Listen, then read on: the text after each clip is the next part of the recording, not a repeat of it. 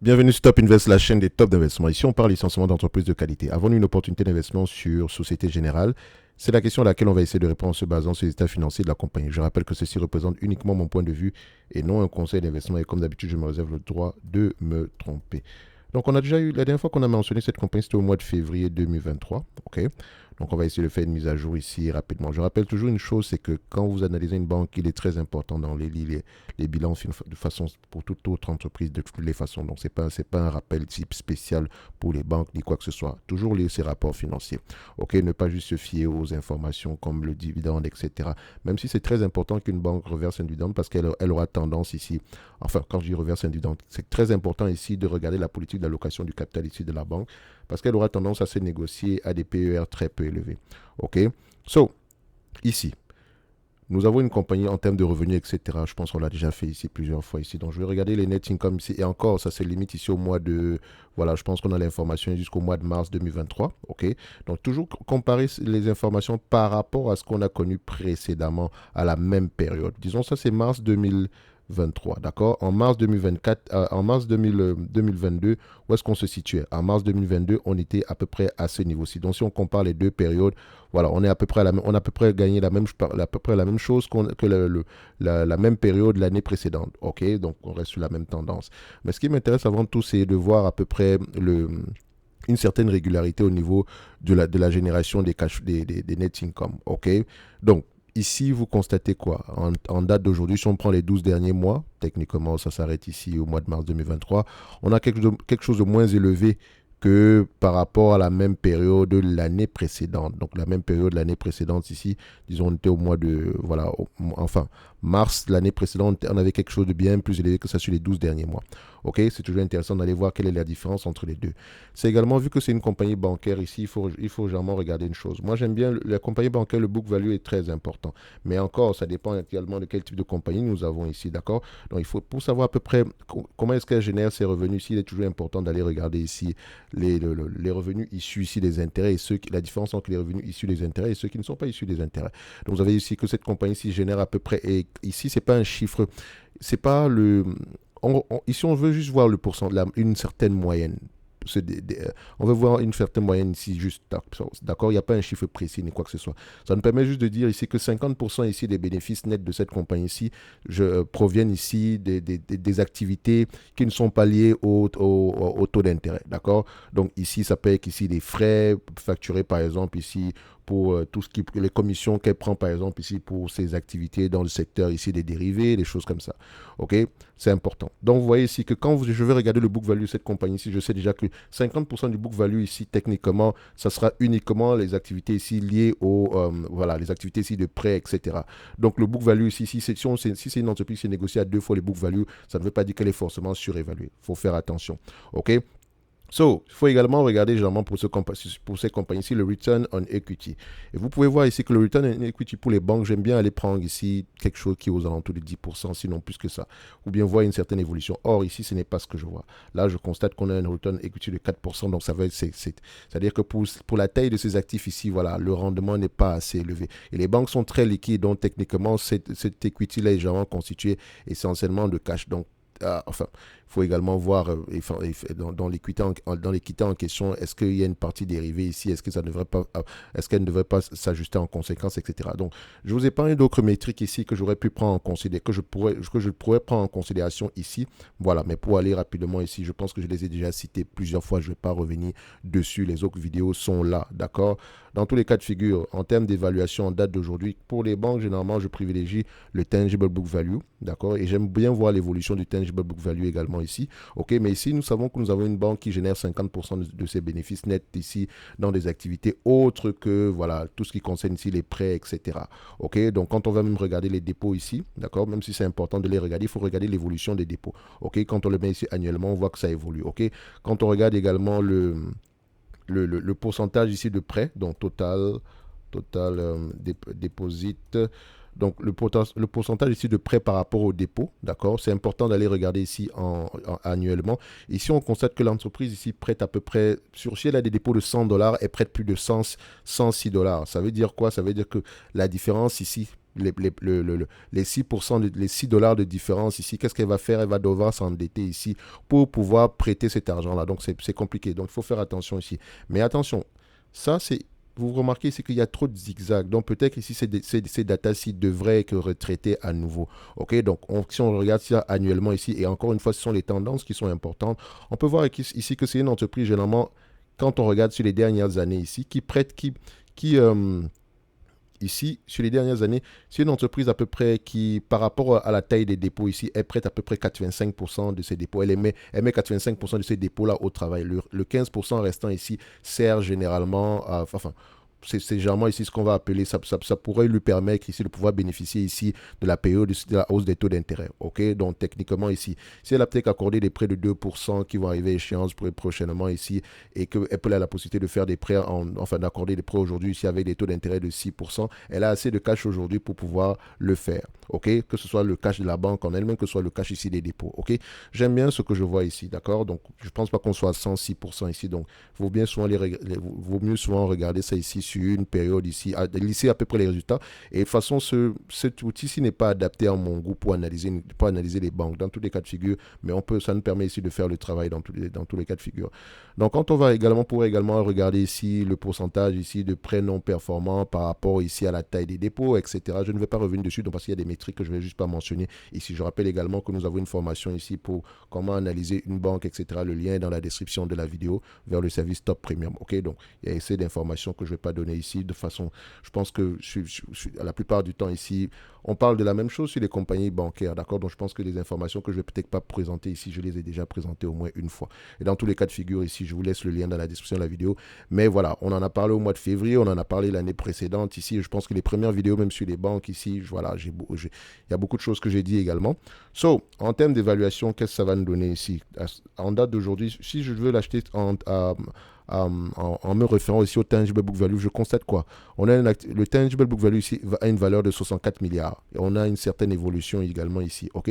Ce qui veut dire quoi? Ce qui veut dire que si cette entreprise s'est négociée à son tangible book value, normalement ici, à une fois les tangible book value ici, l'entreprise est extrêmement décotée. OK? Donc le prix ici par action, le price ici to tangible book value ici, donc le tangible book value par action, donc ça donne ça. On a à peu près quelque chose ici, 4,21 euros, normalement. Mais l'entreprise coûte à 24 euros. Est-ce que ça veut dire qu'elle est extrêmement sous-évaluée? Voilà, il faut nuancer les choses. Le book value, il est constitué de quoi? C'est la question qu'il faut que vous vous posiez. Et pourquoi est-ce que le marché ne paye pas généralement une fois le book value ici? Alors que c'est même une entreprise qui génère 50% de ses bénéfices ici dans des activités autres que les activités de banque classiques. D'accord? Enfin, techniquement, quand on parle de l'activité de banque classique ici, les prêts, etc. D'accord? Donc ici, elle reçoit à peu près 50% de ses gains ici. 50% de ses bénéfices nets ici sont issus des activités autres que les taux d'intérêt. La différence entre les taux d'intérêt. Donc ici, c'est souvent les commissions, etc. Donc ça veut dire que le book value en lui-même, comme je disais tantôt, il ne serait pas étonnant de voir cette compagnie-ci s'échanger au moins une fois le book value. Or, ici, ce n'est pas le cas. Ça veut donc dire que les opérateurs de marché, l'information qu'on retient ici, ça veut dire que le book value en lui-même ici devrait être regardé avec un tout petit peu... Voilà, il faudrait le regarder en profondeur. Ça veut dire qu'il devrait peut-être être ajusté. Ça veut dire également qu'il y a peut-être des éléments ici dans ce tangible book value-là qui ne devraient pas faire partie du tangible book value. Enfin, pas que ce qui ne devrait pas faire partie, mais que voilà, les opérateurs de marché prennent généralement en considération ce qui permet ici d'avoir une décote substantielle. Et on voit ici que c'est une entreprise, elle n'avait pas tendance à s'échanger généralement ici à une fois le book value. Or, aujourd'hui, ce n'est pas le cas. Donc, ici, on constate quoi? On voit ici que, voilà, si on prend les 10 dernières années, le marché paie à peu près 0,5 fois le book value, la moitié. D'accord? Donc, même en se fiant à la moitié, ici, on pourra voir ici que l'entreprise est sous-évaluée. OK? Si on devrait payer la moitié ici, voilà, ça représente quoi? À peu près, vu qu'on était à 81 $, l'action ici, le book value ici, le tangible book value ici par action. D'accord? Donc, si on a 0,5 ici, ça veut dire quoi? On fait 4,21 divisé par 2. Ça revient ici qu'on pourrait avoir une évaluation aux alentours de 40,50 €. OK? Or, aujourd'hui, on cote à 23,91 €. Maintenant, je retourne encore plus haut. Voilà, ça, c'est une solution parmi tant d'autres également ici. Donc, quand je vais prendre à peu près par rapport au net income ici, encore une fois, les net income, tout ce que je veux voir ici, c'est la tendance. D'accord? Et comment est-ce que l'entreprise pourrait se comporter? La question qu'il faut que vous vous posiez également, c'est comment est-ce qu'elle pourrait se comporter en période de hausse des taux d'intérêt? OK? Est-ce qu'elle pourrait en bénéficier? Donc, il faut vraiment aller voir ici le portfolio ici de dépôt. Combien est-ce qu'on rémunère, à combien est-ce qu'on rémunère et à combien est-ce que combien est-ce qu'on rémunère ici les dépôts et combien est-ce qu'on est rémunéré pour les prêts. D'accord? Regardez la différence entre les deux et également l'évolution. Bref, je vous laisse aller vérifier ça également ici. So, quand on prend à peu près cette compagnie ici en termes de médiane, vous allez constater quoi? En date d'aujourd'hui, on a 2 points. Voilà. C'est un business ici qui rapporte à peu près 2 milliards 2 milliards 390 par an en moyenne. OK? Mais attention, cette période-ci n'est pas la même qu'ici parce que les taux d'intérêt auront un impact sur ce business-ci. Mais retenez également que 50% de son activité ne provient pas ici de tout ce qui est du différentiel ici avec les taux d'intérêt. D'accord? Donc, ça peut également, c'est un business qui est assez diversifié. Donc, si on l'étudie ici par rapport au Bouvelon, on constate qu'on a à peu près une quarantaine d'euros ici. En date d'aujourd'hui, par exemple, si on doit l'échanger, si elle devrait s'échanger à la moyenne ici des bénéfices nets qu'elle rapporte à peu près sur les 10, qu'elle a rapporté à peu près sur les 10 dernières années ici. Donc, prenons ça en yearly pour faire simple. Et il faut pas. Et ça, c'est juste c'est un raccourci, un gros raccourci ici, parce que techniquement, les bénéfices nets sont moins élevés en date, enfin, sur les 12 derniers mois, ici, on a quelque chose de moins élevé que ça. Peut-être qu'également, il y a une bonne raison derrière. Donc, on constate quoi ici? Si on paye à peu près 2 milliards 430 ici, voilà, sur les 10 dernières années, à 10 fois les bénéfices, entre 10 et 15 fois les bénéfices pour les compagnies bancaires, peut-être même moins que ça. Je suis plus à l'aise, mais avec 10 fois les bénéfices. C'est pour ça que les banques, généralement, doivent payer un dividende ici et elles devraient même privilégier le rachat d'actions. D'accord? C'est bien le dividende, etc. Mais moi, je vais bénéficier également ici du différentiel entre la valeur et le prix. Donc, j'aime bien soit également qu'il y ait de moins en moins d'actions ici pour que mon bénéfice net soit de plus en plus élevé. Vu que ça ne s'échange pas jamais à des multiples assez élevés, c'est-à-dire que l'entreprise peut racheter ici ses actions ici. Généralement, elle peut racheter énormément d'actions ici enfin, je dirais pas très facilement ici, mais à des prix généralement assez décotés. Parce que dites-vous que 10 fois les bénéfices, c'est à peu près un rendement de combien? Ça veut dire ici qu'on a un rendement ici de 10%. C'est une entreprise ici qui peut rapporter à peu près 2 milliards 430, OK? À peu près, OK? Je ne sais pas comment est-ce que la période actuelle va l'impacter positivement ou négativement. OK, je prends juste cette moyenne ici tout en sachant que les taux d'intérêt étaient différents précédemment, même si on pense également ici que voilà, c'est une entreprise qui génère à peu près une bonne partie de ce qu'elle gagne ici dans des activités autres que les taux d'intérêt. OK? Donc remarquez ici qu'on a une capitalisation boursière aux alentours de 19 milliards 170. 19 milliards 170 ici, divisé à peu près par le 2 milliards 430 ici, ça donne ici un rendement de 12,67%. OK? 12,67%. Donc, ce qui est intéressant, et vous voyez que, voilà, vu qu'on l'achète à 10 fois les bénéfices, on devrait à peu près l'avoir ici à 10% de rendement. Ici, ça représente ceci. Donc, ça veut dire ici si on a 2 milliards 430, admettons qu'on n'a pas de dette ici, etc. Il faudra aller regarder la dette ici parce que pour les compagnies bancaires, vu que je prends à 10 fois les bénéfices, je laisse la dette de côté ici et travaille essentiellement avec la dette également ici. Donc, on a 24 milliards 300, OK, divisé par le nombre d'actions. D'accord? On a à peu près combien d'actions ici en date d'aujourd'hui? Voilà, j'ai pris 10 fois les bénéfices uniquement et je vous mentionne que 10 fois les bénéfices, c'est déjà assez sous-évalué. D'accord? Donc, ça veut dire ici un rendement de 10%. Donc, en date d'aujourd'hui, acheter cette compagnie ici au prix actuel, voilà, ça ne serait pas mauvais non plus. OK? Si elle s'échange à 10 fois les bénéfices, on aura tendance elle devrait s'échanger à 10 euros ici par rapport à la moyenne des bénéfices nets sur les dernières années. Et encore une fois, comme je l'ai dit, ici, c'est la moyenne. OK? Généralement, ici, l'activité ici pourrait être plus lucrative ou bien moins lucrative. Donc, faites attention. Donc, ici, je vais juste voir ici si l'entreprise a l'habitude de gagner un certain niveau de bénéfice ici. OK? Donc, quand vous prenez la moyenne 2 milliards 400 ici, si on prend les 20 dernières années, vous constatez que pendant 3 ans ici, par exemple, entre 2000... attention, il faut même normaliser ces résultats. Attention. Parce que les banques sont spécialisées ici pour avoir toujours des éléments extraordinaires à chaque fois. Donc, il faut souvent parfois normaliser ces résultats-là. Donc, histoire de voir si on ferme ça. Je vais essayer de mettre ça ici. Si je normalise les résultats ici et je prends la même médiane ici pour la même période, ça va nous donner quoi ici?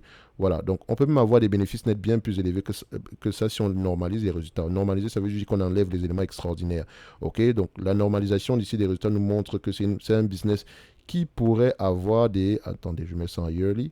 Voilà, elle pourrait même être aux alentours de 3 milliards 150 en termes de bénéfices nets. Et si c'est le cas, vous constatez que le raisonnement sera totalement différent. À 10 fois les bénéfices ici, 31,50. Pourquoi 10 fois les bénéfices? Je l'ai toujours dit ici, vous pouvez constater, le marché lui-même paye jamais combien de fois les bénéfices pour cette compagnie ici. OK? Donc, vu que je n'ai pas pris en considération la dette ici, je me limite ici à 10 fois les bénéfices et également c'est une compagnie bancaire. Donc on ne va pas aller s'échanger à 20, 30 fois les bénéfices ici, sauf si on a une croissance extraordinaire. Mais faites toujours attention ici, vu que le risque ici, c'est essentiellement la gestion du risque et que voilà, nous on regarde ça à peu près à distance. On a ici quelque chose qui vous entoure de 10,3 fois les revenus. D'accord, donc c'est pour ça que j'ai pris 10 fois les bénéfices. Ok, donc quand je regarde également ici, est-ce que les analystes ont tendance à avoir raison par rapport à leurs prévisions sur cette compagnie ici? Alors, GLE, Société Générale, on constate quoi ici? Alors, on voit ici que en termes de prévision, voilà, la réponse est là. C'est difficile de faire des prévisions sur ce business-ci. Les sont imprévisibles ici, assez, ok. Mais également, il y a des éléments extraordinaires qu'il faudrait peut-être prendre en considération pour les ajustements. Donc, je vois également que en termes de dette ici, on n'a pas quelque chose d'extraordinairement élevé. Donc, l'entreprise est entre parenthèses bien capitalisée. Dans tous les cas de figure, comme je vous l'ai dit, il y a des informations ici que je n'ai pas présentées, qui devraient être présentées normalement, mais je pense que j'ai déjà mentionné plusieurs fois ici et vous commencez déjà à peu près à savoir comment est-ce que ça fonctionne. OK? So, maintenant, en termes d'évaluation ici, si on arrive à générer le 3 dollars, le 3 milliards et poussière ici par rapport au prix actuel, d'accord, on sera à peu près à 31 milliards 500. 31 milliards 500 divisé par le nombre d'actions, on était à peu près à combien?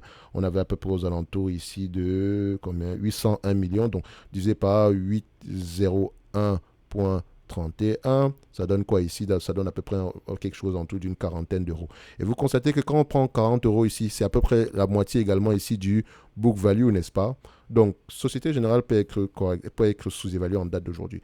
Elle paye un dividende ici de l'ordre de 7,11%, c'est bien. Elle a les moyens de payer ce dividende-là. OK, si on prend la moyenne ici par rapport au prix actuel, disons à 19,17, elle pourrait même payer aux alentours de 16% ici de dividende. Enfin, aux alentours de 16% ici, si elle distribue la totalité des bénéfices nets ici en dividende. OK.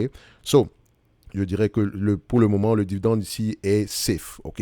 Il est assez safe. Mais n'oubliez pas, comme je l'ai mentionné ici, j'aurais préféré qu'elle privilégie plutôt le rachat d'actions. OK. So, on constate ici, là, on aurait pu également bénéficier ici du différent. Ça aurait envoyé une information au marché selon laquelle nos actions sont sous-évaluées ici. Donc, et on profite pour en acheter ici à bas prix. Mais je constate qu'ici, qu'on ne fait pas de rachat d'actions. Et ça, je n'aime pas. Je pense que ça serait une bonne chose de racheter également les actions. Je ne sais pas également s'ils ont commencé à le faire ou pas, mais voilà. C'est surtout la politique d'allocation du capital ici qui m'interroge. OK? Dans tous les cas de figure, voilà, Société Générale au prix actuel, voilà. Ça reste intéressant. OK? Mais comme je dis toujours ici, là, cette analyse est toujours incomplète parce qu'il faut lire les rapports financiers ici en eux-mêmes. OK?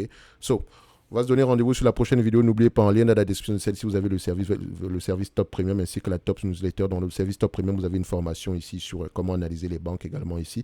Et vous pouvez également bénéficier ici, enfin, moyennant un supplément ici, vous pouvez également bénéficier ici des formations actuelles et celles à venir. De toutes les façons, la description est dans la vidéo ici, donc le lien est dans la description de la vidéo.